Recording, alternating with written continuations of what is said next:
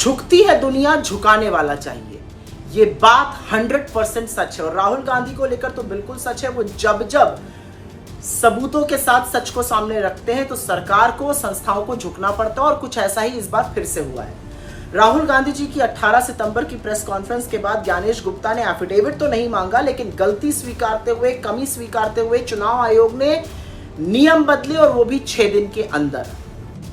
एक कमाल की बात यह है कि इसी चुनाव आयोग ने राहुल गांधी जी की 18 सितंबर की प्रेस कॉन्फ्रेंस के बाद अपने फर्जीवाड़ा जो वो करते हैं फैक्ट चेक यूनिट से एक फर्जी फैक्ट चेक कराया था और अब गलती मानी और नियम बदले 6 दिन के अंदर। शास्त्रों में तो खैर इसको थूक कर चाटना कहा गया, लेकिन चलिए, जब जागो तभी सवेरा।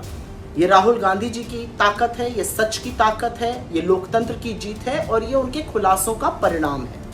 तो हुआ ऐसा कि 18 सितंबर को राहुल गांधी जी ने एक प्रेस कॉन्फ्रेंस करी और प्रेस कॉन्फ्रेंस के माध्यम से सबूत सामने रखकर बताया कि कैसे कर्नाटका की आलंद विधानसभा में बड़े पैमाने पर वोट चोरी की साजिश रची जा रही थी। लोगों के वोट काटे जा रहे थे, ऑनलाइन वोट ये काटे जा रहे थे और जिनके एपिक आईडी यूज करके काटे जा रहे थे उनको इसका जरा सा भी अंदाजा नहीं था। उन्होंने सारे सबूत सामने रखे और उसके तुरंत बाद चुनाव आयोग सख्ते में आया और उन्होंने नियम बदले। अब ऑनलाइन वोटर नाम काटने के लिए ई वेरिफिकेशन की जरूरत होगी। तो ये चुनाव आयोग ने इसलिए किया क्योंकि राहुल गांधी जी ने सबूत के साथ सच दिखाया था। तो कुछ बातें साफ हो गई। राहुल गांधी जी के जो सबूत थे वो 100% पुख्ता सबूत थे। दूसरी बात साफ हो गई, इस आनंद फानन में जो बदला गया नियम, चुनाव आयोग वोट चोरी छिपाने की फिर से कोशिश कर रहा है। और तीसरी बात साफ हो गई कि बड़े पैमाने पर बीजेपी, नरेंद्र मोदी और चुनाव आयोग की मिलीभगत चल रही है। इस देश में वोट चोरी की साजिश रची जा रही है। लेकिन ज्ञानेश बाबू, सिर्फ नियम बदलने से काम नहीं चलेगा।